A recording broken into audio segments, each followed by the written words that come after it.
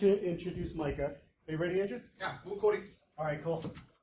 But first, I want to say probably the most important warning that we can give you today is that today is the day before Mother's Day. And being at BSides is not an excuse to not get a Mother's Day class. But having said that, the other important part is obviously the talks, and this is Micah Hoffman with Running Away from Security. Thank you, thank you, thank you.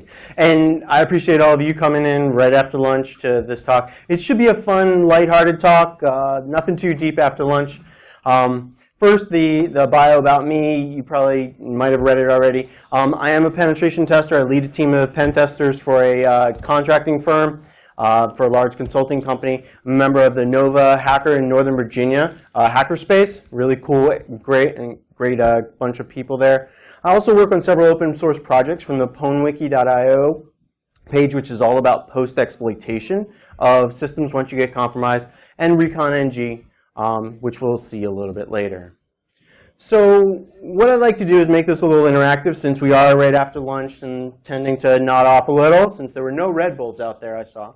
I'd like you to raise your hand when you start to get uncomfortable, okay? Don't start yet. So if anybody in the world had your name, your home address, and your phone number, would you be uncomfortable? Okay, a couple people. You all do know that there are phone books out there with this information and kind of public data. But what about your place of work, where you work, your address, phone number? Anybody uncomfortable? Okay, a couple people. Maybe you work in a special place you don't want to give away. That's cool. What about your likes and dislikes? You know, the music you like, the movies you like, the food you like. All right.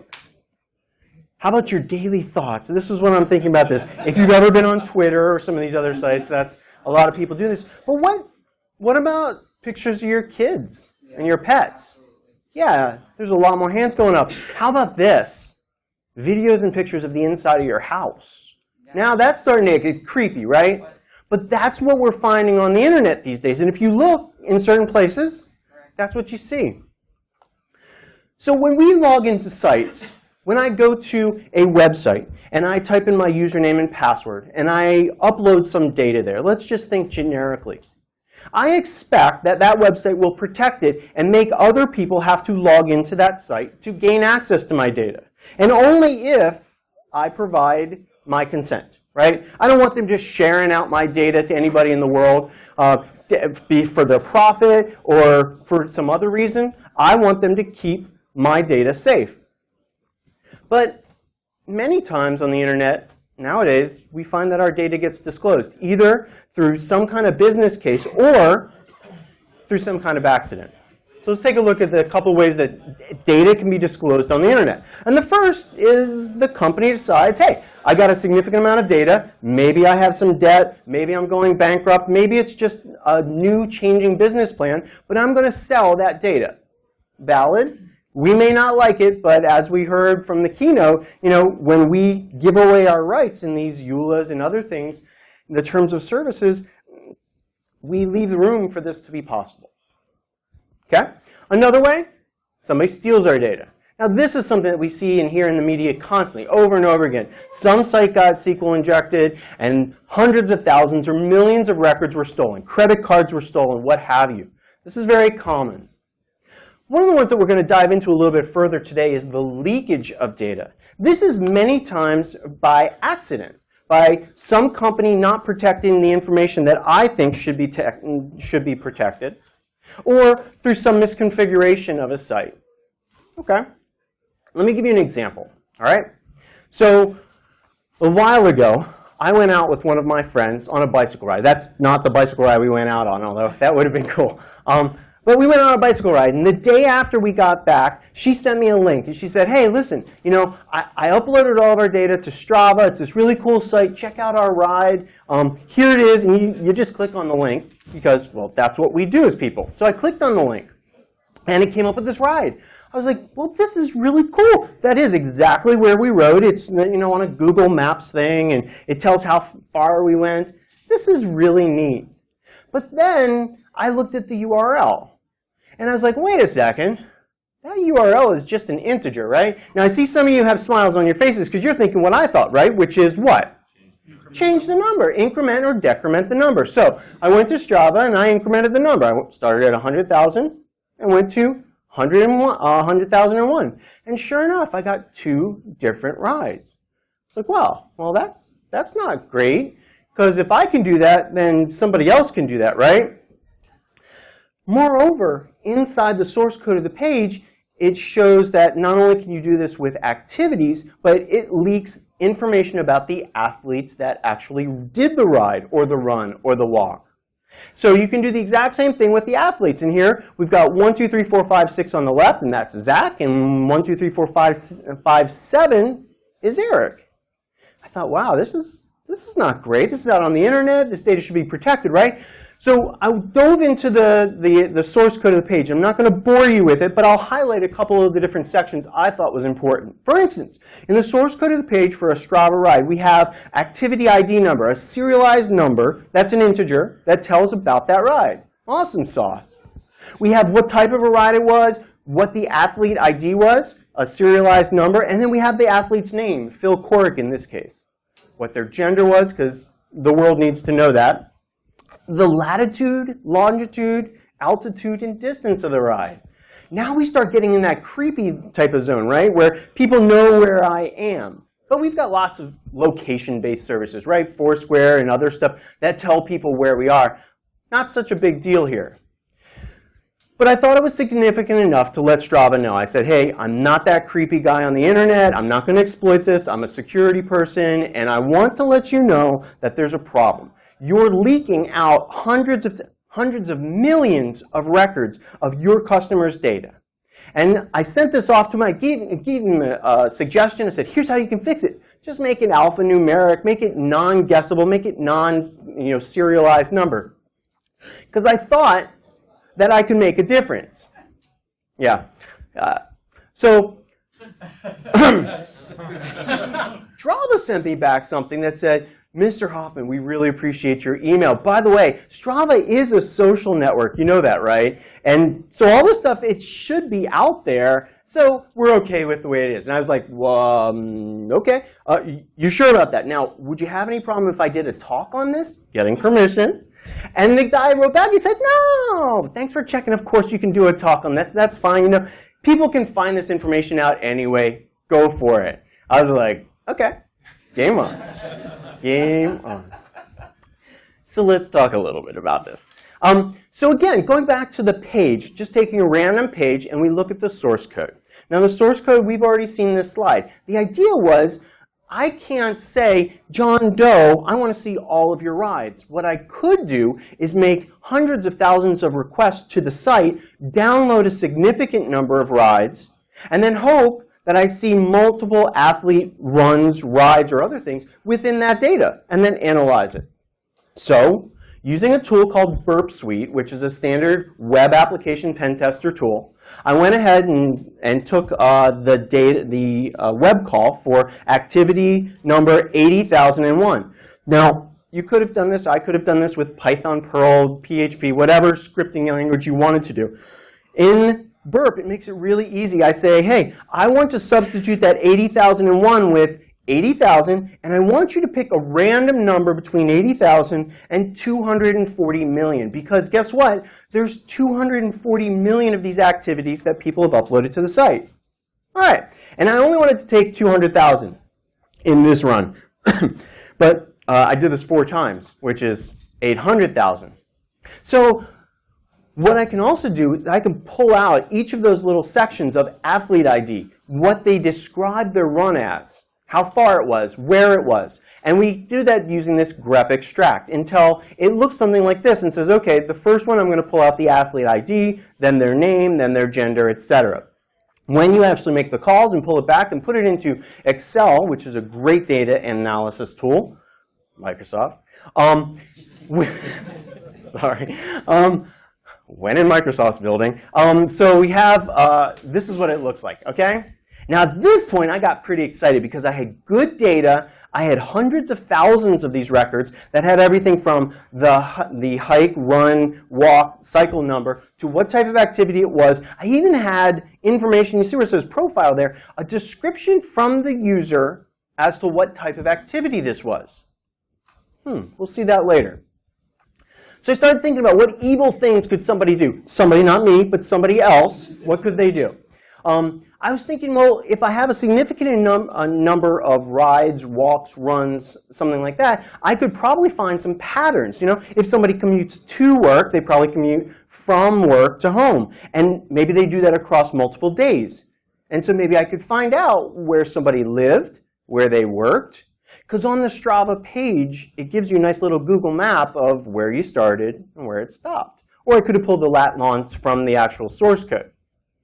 So I started thinking about that. But I also started thinking about, you know, does the same person do the same dog walk every single day? If so, then maybe their house is unoccupied. Maybe that puts them at physical risk, physical harm, right, for attack if they walk around the same lake the same way every single day.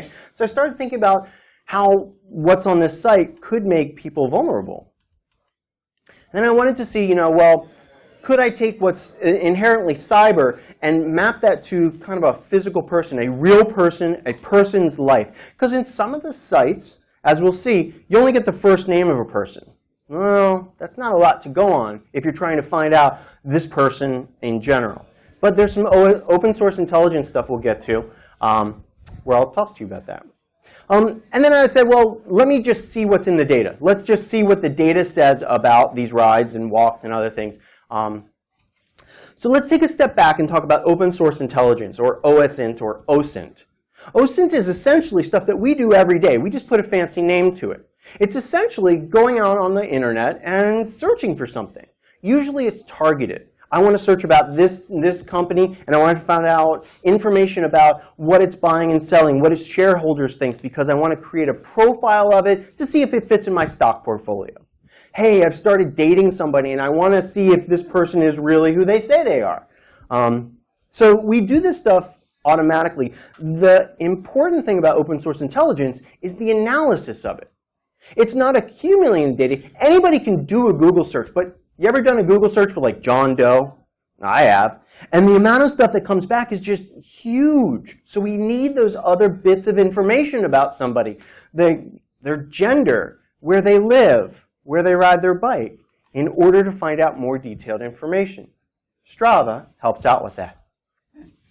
Let's talk about some of the things that people do with open source intelligence that they gather. First off, you already probably have thought about this, identity theft, right? If I know who you are, where you live, and other information about you, I might be able to pretend to be you. Okay. Personal property, personal harm. We already talked, going around a lake. If I walk around the same lake with my dog every single day at noon, my house may not be attended. I might be putting myself in physical harm or risk because somebody knows about my pattern. Now, the interesting thing here is that this information is on the internet, so not only people in my local community know about it, but people around the world know about it. So we have to think about this on a global scale. Somebody is not watching you with binoculars leave your house anymore in a car or a white van with a pretty bear on the side of it, watching you walk out of your house anymore. These are people around the world that can track who you are and where you go. Social engineering and phishing attacks. Anybody gotten a call from Bob from Microsoft? Yeah, your computer is spewing viruses on the internet. I don't even have a computer, Bob. Oh, well, yeah, can you turn on your computer? I don't have a computer, Bob. And they don't listen to you, but what they're trying to do is trick you, right? They're trying to find out information about you or about your computer, gain your trust, and then they exploit that. Now, what if I knew what the inside of your house looked like because you posted some YouTube videos of yourself walking around like this, talking into your phone, and I'm looking at all of the stuff in your house behind you? Could I gain your trust then? Maybe. Could I freak you out? Absolutely. Extortion, espionage. Now, open source intelligence is not just about finding those places that you run or walk or where you work. It could be finding embarrassing things about you. You know, embarrassing things. People use the same username across multiple websites, right? I mean, some people do. We might not, but some people do. And it's real easy to say, well, look, Bob's Fluffy Bunny 123 is over here, his Twitter handle, and oh look, over here on sex.com or whatever, sex.xxx, is that just sex or something? That site, sorry. On that site, there's also a Fluffy Bunny 123. Is that the same person? If so, what is Bob posting over here on this website, which might be embarrassing to him, his family, his employer? So finding that kind of thing to extort information or even for espionage. Hiring and firing, finding out if a person is above board, have they done anything wrong in their social history. Even, I mean, a while ago, there were employers that were actually asking people for their Facebook passwords or to log into Facebook right in front so they could look through their Facebook profiles. Nowadays, you don't have to do that. You create a sock puppet, you create a fake user account, and you just go in and you look and see what Bob's sharing or who he's connected to. It's really easy. And dating. We've already covered that.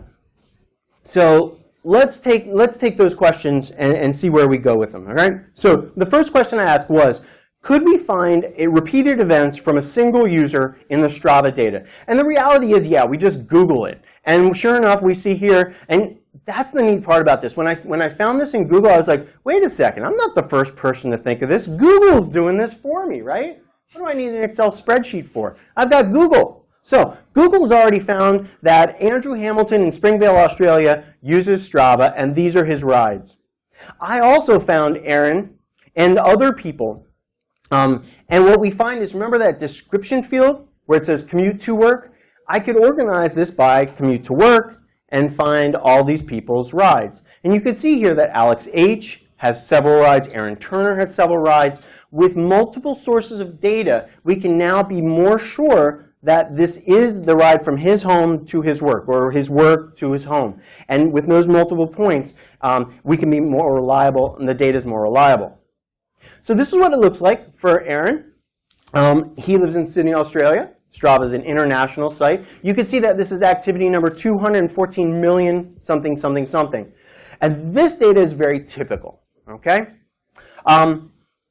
What I will say is that on Strava, the longer your ride, your run, your whatever, the smaller the Google map is, which is not very good if I wanted to see where in Sydney he started or stopped his commute. We'll get to that in a little bit. So let's see if we can now move and do what's called doxing somebody. Find out all this information about the person from these sites. Let's use these sites to create the pivot points that we can search on to find real information about real people using the site. Now remember I told you the farther they walk, run, or bike, the smaller the map? Well, conversely, if somebody just walks 1.3 miles, you can now see the names of streets in the Strava Google map, which is very nice. So in this case, we have Sandra K. Now on Strava, if you flip that privacy bit, it will not show your last name. Does that matter? No. No, it doesn't. Spoiler alert. So in 2012, Sandra went ahead. Sandra lives in Livermore, California. And Livermore, California, as of 2013, had 86,000 people in it. So my job was to find one person out of 86,000. Okay, a fairly good task. We see here that Sandra actually walked, or at one point she walked, from a point over here to a point over there. We can see a street named Owl Way. There's another walk that she did where she kind of was in the same thing. Owl Way is on the bottom of the picture here. So let's go ahead and take this. We take Owl Way. My goal is to find out where she stopped here. All right? So Owl Way, in Google Maps, you click on that. And now we get the name Altamar Way here, which is where she kind of stopped. That was that street name. If we type in Altamar Way, we just click on that house, we get 1784 Altamar Way. Now I know Sandra K, Livermore, California, 1784 Altamar Way. Let's put it all together, let the Googles help us out. We now get Sandra King, and we take that, we put it in there, we go to Radaris, I think that's how you pronounce it. We not only get Sandra, we get her husband, first name, last name, occupations, phone number, and real address. That was easy. And this is what we find, is that in many cases, hiding somebody's last name is not going to protect them. Here we just use the Googles to find out this information. Other fitness sites, are they just as bad as Strava? Well, to some degree. We can still use open source intelligence on Fitbit users. Now, Fitbit users don't have a serialized integer to say that you're user 1, you're user 2, you're user 3. What they use is a mix of uppercase letters and several numbers like 2s and 8s and 5s. We can still brute force that. That's trivial to do. But let's not try to hack Fitbit here or make all those requests to Fitbit. Let's just see if we can find out Janna, no last name, find out who this person is. Again, trying to go from her profile here to something about her name, address, and who she lives with maybe. So Janna here lives in Saline, Michigan, and she is 40 years old and 5 feet 5 inches tall. Now, Saline, Michigan has a population of 9,080 people. That's not a lot, but it's a small town. Let's see what we can find about Janna. So Janna, if we go back a little bit, we see that her mood is private, her allergies are private, and today is Tuesday. Not sure how that fits in there, but it does. In many of these sites, what we see is users have the ability to upload personal information. What did you eat today? What was your caloric intake? How far did you walk? How are you feeling today? How many glasses of water did you drink? All of this stuff can go in there. What Janna has done is she's gone ahead and turned that privacy bit on so that that stuff is only available to her friends. Good on her.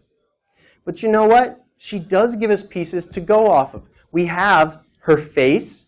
We have Janna and Saline, Michigan. So let's take a look. One of the things we also have is Janna's pictures. Now, if you'll notice, if you're a very attentive person, you'll look at the top of the slide. It doesn't say Janna anymore. It says Janna with a ZH. That change in name is something that open source intelligence analysts look at and go, wait a second, we might have somebody that's not from the United States, or maybe has a non-US name, right? And we note that down for later on. She shared out her pictures. One of her pictures is her profile picture. If you use Google Chrome or a Firefox plugin, you can right-click on a picture and say, hey, take this picture, stick it in Google, and I want you to search on it. Show me other sites that have this picture, which is great if somebody uses the same picture across multiple sites to show their, that it's them across multiple sites. So doing that over here with Janna, we now have this. So Google says, yep, I found 2 pages here. One's for Oleg Tukin on Google+, and another one's for Janna Mishinkova. Do we have her last name now? We do. So Fitbit hiding it doesn't really matter to us. Why is Oleg's name up there? Google+. Anyone? Friend, sir. Friend, right. So when you look at somebody's page on LinkedIn or Google+, if you use Google+, if you look there, you'll see, hey, this person is linked to these other profiles, and their little faces show up. So now we have a relationship established. As an open source intelligence person, I'll look at that and go, there's some kind of connection there. Not sure what, but Oleg Tukin and Janna Mishinkova, again, foreign name. We go ahead and take a look at this. We do a little bit of looking at Janna Mishinkova in Saline, Michigan. We get some LinkedIn stuff. We also get Oleg Tukin's phone number, address, place where he is, and then we see in the bottom here, Janna Tukin and Janna Mishinkova are linked to him.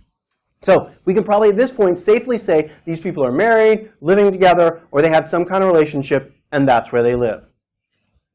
Okay.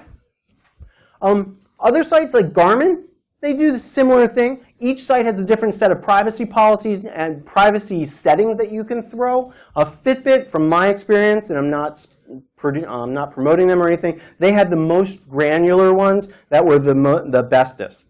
So Strava has a master switch that says private or not. And when you flip that to be private, it's not private. It like hides the city and state that you're from. But wait, isn't that data in all of the rides and walks and stuff that I do? So you're not really helping me. Fitbit has really good ones if you enable them all the way. Garmin site, we can still see somebody did a bike commute, and this is where they started, and this is where they stopped. We could do the same exercise with them. I won't bore you with that. So when I was doing this, I was like, oh, well, that was interesting with Janna and with Sandra. How far can we go? How much information can we really get from someone? So I started thinking about it, and I thought, there's really a double standard when it comes to information disclosure on the internet. When somebody sells our data, We're outraged, right? How dare Radio Shack take my information about what electronic products that I've bought over the years and give that to somebody or sell that and make a profit on that? How dare they? And yet, we do this all the time. I like to call it death by 1,000 cuts. We give a little bit of our information over here on this site. We give a little bit of our information on that site and a little bit of our information over here. And we do this across tens or 20s or hundreds of different sites across the internet. And sometimes we tie them together with our profile pictures, our avatars, or maybe with our names if they're very unique, like Micah Hoffman, or maybe our handles that we use. And it's those tying those pieces together and aggregating that information that's really creating dossiers of people, and that's what's dangerous. That's what's dangerous. The other thing is people that just don't think about privacy. They overshare information. So one of the things that I found is that I could go to Google, or I didn't want to make this Google centrist, DuckDuckGo, the other search engine. There aren't any other ones. And just go ahead and search for, I need some Fitbit friends. Now, there are people out there, Alfred Adler, who was a psychologist back in Sigmund Freud times, he had this idea that people have a need to belong to people, need to belong to groups. They want to be involved in something bigger than themselves. They need to feel that attachment to people. And so what we see here is when sometimes people don't get those needs met, maybe locally, maybe they're isolated, as some of these people are, they maybe reach out to their anonymous friends all around the world by posting posts with their Fitbit IDs or other things, and allowing random people on the internet to support them and all. The problem is there are so many false people out there. There are people out there with fake profiles that will connect to you, gain your trust, or otherwise exploit you. I don't need to tell you guys that, because you're all here and you're security people. So let's take a look at one of these. We're going to look at Trisha. Okay? Trisha was one of these people that posted, hey, if you want to be my friend, here's the URL to my Fitbit. And you can't read that. Maybe it says 23FDDT is her user ID. But before we go over to Fitbit and look at what's there, let's take a look at this site. This is sparkpeople.com. Sparkpeople allows people to post information about their weight loss and exercise activity. Again, fitness related. We take this unique information here. PBJ Mommy is her handle, her username. And there we have a profile picture. Now, you guys would probably throw something at me if I just went ahead and right-clicked on this and then did the same thing. So I'm not going to do that this time, although we absolutely could have. Let's take a look at our PBJ Mommy Spark page. And here we have pictures inside her house. Not too interesting. We have a little bit about her. But Trisha is an oversharer. She loves putting a lot of information about herself on the internet. So we have everything here from what her program and regimen is for exercise and what her dreams and goals are about her weight, but to be a great mommy, sister, and friend. Now think about this from an evil perspective. If you're an attacker trying to steal her identity, trying to phish her or something, think about that as we go through this. We even have here on the bottom information about where she's actually located. Camrose, Alberta, Canada. Her Facebook page, and then we also have a link to her YouTube site, which looks something like this. Oversharer, lots of video blogs of herself talking about weight loss and challenges and all. And I get it. I mean, weight loss is hard sometimes. But if you look, you can see, without even running any of these videos, the background of her house, right? Are you looking in the back there? There's a whole bunch of different items back there. Sometimes her kids run through the frame, so I get an idea of how many and of what ages they are and what socioeconomic level they are, by what clothes they're wearing, what items they have in the house. In fact, sometimes she even puts things up to the screen to allow you to get a better look at her account, which you're already looking at, right? If you got to her YouTube page, you already went through this and you could see this on her page.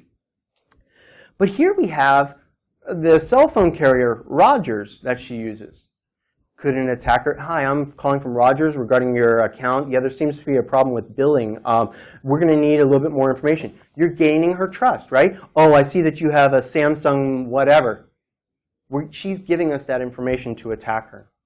And then we have the easy stuff, right? She already gave us what city and province and country she's from. So we can Google that, find out where she lives. There's a picture of her house. Without even visiting there, I know that she has a two-tone minivan. It's probably a duplex house. trims the lawn really nicely on the corner. Again, setting up that entire profile of who she is and what she does. She overshares in her work too. She works for this company, there's her phone number, there's her fax number. You want to email her, it's up there too. Not only that, her Facebook page is unprotected, so she's sharing all this information, pictures of her kids, what they do. Do they go bowling? Is that bowling? I think it's bowling. Darn it, it's the airport. All right, can you rewind the video? It's an airport. Yeah, it's live checking, right? So she goes on trips. Wouldn't that be good to know when she's on a trip? Here we have her likes, her dislikes, what books she's reading. Again, social engineering. This is easy. It's amazing when you see this much information about a person that you don't have more identity theft, right? I mean, you could do a really great identity theft just on the past 3 slides that I've gone through. So, do we have all this information about Trisha? Yeah, we really do. Oversharers. So, I wanted to go beyond Googling it. I think that y'all can take that and y'all can handle that. So I talked about aggregating the information. That's where the power is with open source intelligence. It's not the onesie-twosies. This is called a mind map. It's a way of visually representing information. I'm a penetration tester by trade, and one of the things I find is just horrendous is using Notepad, Notepad++, TextPad, whatever you want to call it, to keep track of my notes, because invariably it's serial. But with penetration testing and with a lot of other things that require note-taking, you're constantly going here, oh, I found 5 different things. I got to pursue this path. Now that didn't pan out, so I need to go down this one. So you're constantly noting other things. MindMap, free software, Xmind, and FreeMind are the Java tools that allow you to make them yourself. But what we can do here is we can embed the actual pictures and screenshots of whatever you're taking a picture of. So you just cross-site script somebody, you can slap that in there and get it more information. What it looks like up close is something like this, like that. We can separate it out, and it's very readable. With mind maps, one of the things I do is I take the metadata that I learned, those pivot points. You know, when we got an address, that's something I'm going to do a search on. When I get something else like a Facebook, I'm going to go ahead and look into that as well. Usernames are something that I really like. And I found out through doing several open source investigations at my work that these can be very powerful. For instance, I've already mentioned, some of us in here use the same username across multiple sites. What if there was a fast way to look at, I don't know, 190 different sites to see if that username was there? That would be pretty cool. Enter Recon-ng. Recon-ng is a Python tool created by Tim Tomes, Landmaster 53. Great tool for reconnaissance. Open source, free tool at recon-ng.com. It has a lot of different modules. Some of those modules will allow you to crack passwords, and I put that in quotes because you can essentially take a list of hashes or password hashes and then put it into Recon-ng, and it'll make Google calls for each of them and go, yep, that's an MD5. Yep, that's a SHA-1. Here's the password. It's really cool. There's other things too, like pushpin and other things. You can Google it, DuckDuckGo it. One of the things I did was I wrote a module for it called Profiler. And what Profiler does is searches 190 different sites, or thereabouts, for usernames. So what I did was I took Trisha's 3 usernames, I added to Recon-ng's internal database, and over the course of 30 seconds, it goes out, my system goes out and checks 190 different sites times 3. It's very, very quick, multi-threaded. And what it does is it checks a variety of sites, looking from social media like Twitter and Pinterest to things like cooking and hobby sites. It also goes to places like I Am Pregnant. There is a website called IamPregnant.com. I thought it was neat to throw it in there. But we also look for those more embarrassing places, which IamPregnant.com might be for you if nobody knew that you were pregnant and you were on that site. But I can get other things in here. There are some pornographic sites that this tries to check. So if you're doing this inside your corporate firewall, you may not want to do that if they're doing filtering, because you will be making requests out to different pornography sites. And that'll be a fun thing to explain to your employer. Or if you're filtering at home and you don't control the firewall, just think about this before you send out the request. So what it looks like is this when it's all done. Makes a nice little table. Now, are all of these 100% Trisha's account? Probably not. There are some false positives in here. But me, as an analyst, what I will do is I will visit these sites. Does this get me a lot further in the actual open source intelligence gathering process? Absolutely. Can you imagine trying to search 3 usernames on 190 different sites without an automated tool? Craziness. I've tried it. So as an open source investigator, what I would do is visit all these URLs, check the information. Maybe there's some corroborating information on these, and maybe even I can pivot off of more information depending upon what information I'm trying to gain about her. Now, the other thing that I tried to do was look at the data to just see, back to Strava, look at the data to try to see what kind of interesting things the data would tell me without prejudice or anything. And what I found was that several words kept repeating itself in the description fields. I was getting these things called patrols. Patrols. Patrols. Over and over and over again. I was like, what is this? Is the guy, kids with the sashes walking around? What is that? Looking at it, though, you can see we have dates, times, names, and locations. So I went ahead and looked up one of these. I was like, okay, Clever Patrol 10, whatever. Tilbury B is the user. I don't know what the heck this is. It's over in the UK. And I looked it up. I was like, okay, well, that shows me nothing. But the nice thing about open source intelligence, the nice thing about Google Maps is you can visit Google Maps yourself and turn on things like the terrain mapping, right? Or the overhead thing, the overhead view. So if we look for something interesting in the map, we can see, hey, we have London, England, and we zoom in a little bit more, we can find Fort Road. If I can find Fort Road, I can pull this up in Google Maps. There's that interesting forking looking thing over there. So if I zoom in there, go ahead and turn on the satellite view. What the heck's that? Oh, that's the Tilbury Power Station. Wait a second. So let me get this straight.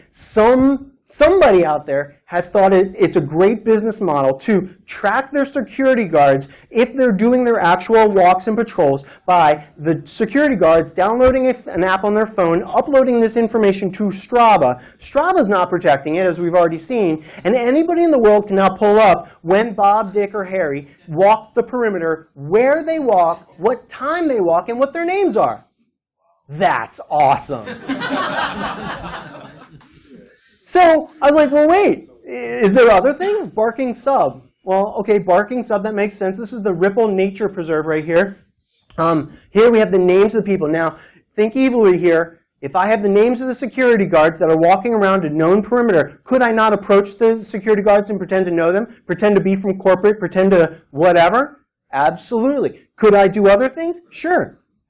So here we have the nature preserve, barking, makes sense. Oh wait, it's another substation. They were actually walking along the power substation next to the Ripple Nature Preserve. And there's over and over. I'm not sure what company it is. I didn't go into which security company or companies are using Strava for this, but they are. I thought, well, that's cool. Oh, look, Britvic soft drinks. Same type of thing. Now we have a commercial group. Might be the same company doing the patrols here, but this is even easier. Sam did a patrol at 11 o'clock, and he walked around a box.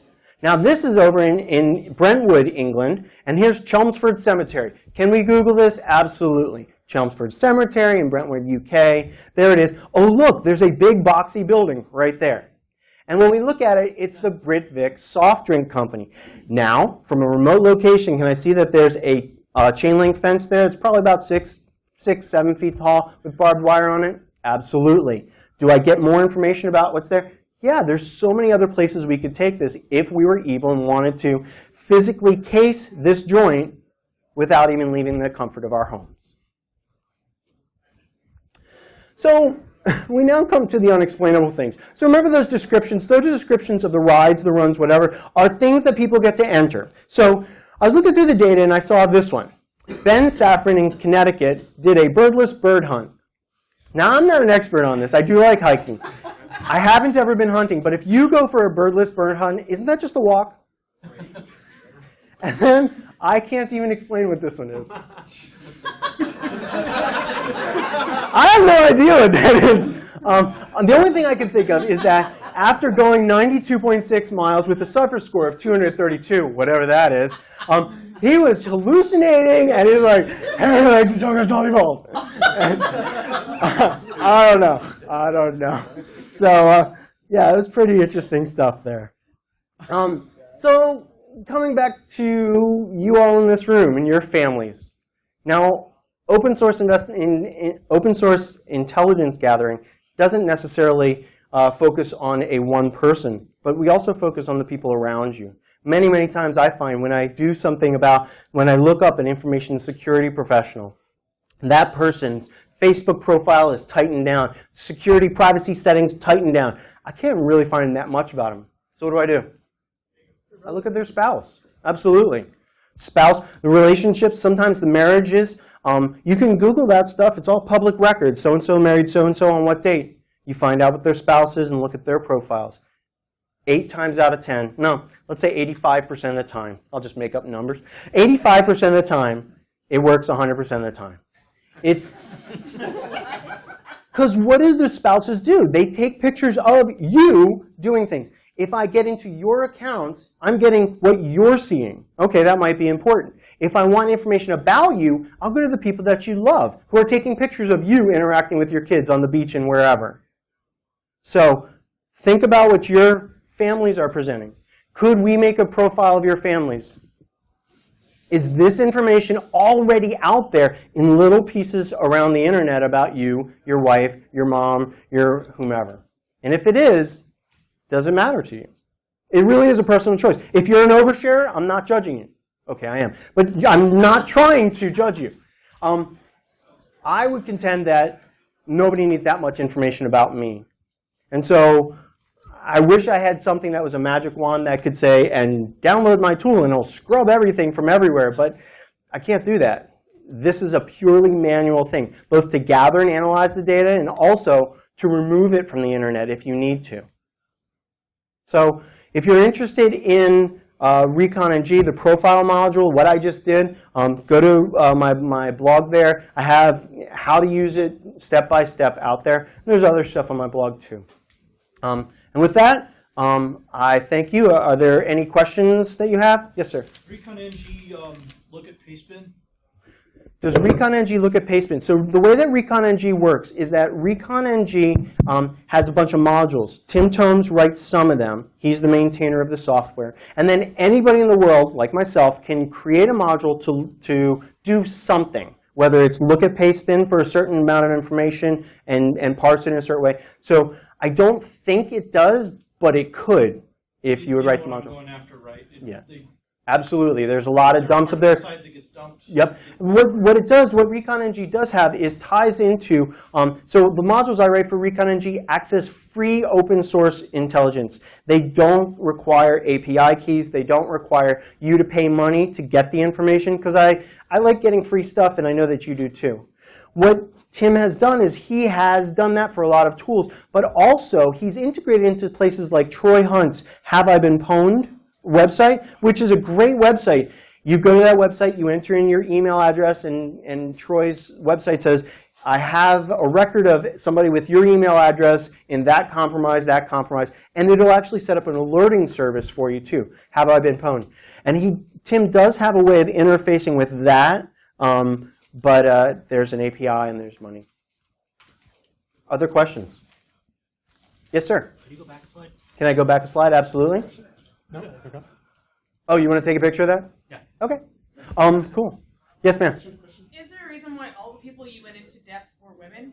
Is there a reason why all the people I went into depth were women? And the answer is absolutely not. They were just 3 targets that I picked. It could have been 3 men, 3 whatever. It didn't feel random. It didn't. Well, in some of the sites, I'll be very honest with you. Some of the sites cater to a certain population. Spark people, I found the majority of people whose profiles I saw on there, private or not, were women. But by no means did I intentionally select one population over another. Other questions? Somebody asked me in another time when I gave this talk, did I talk to Trisha or Sandra and tell them that I was going to do a presentation with them in here? And I thought really long and hard before making this about that, but how creepy would have that been? Like, hello, Trisha. Yeah, I know where you live and your kids, and I'm going to present you. I mean, that would be like. It's like a postcard, anything you put on the internet. So So why do you, Well- you're reading our postcards? Exactly. That was my thought, is that this is information that we had the keynote not too long ago, and we're talking about those information security highway. I was waiting for somebody to say, well, it's an information security highway. That's the road. That's the public space. But really, this stuff is out there for anybody to get. All I did was aggregate it to such a point where it had a compelling case that I was making for something. So this is just public information. Anybody else? Questions? OK, thank you very much.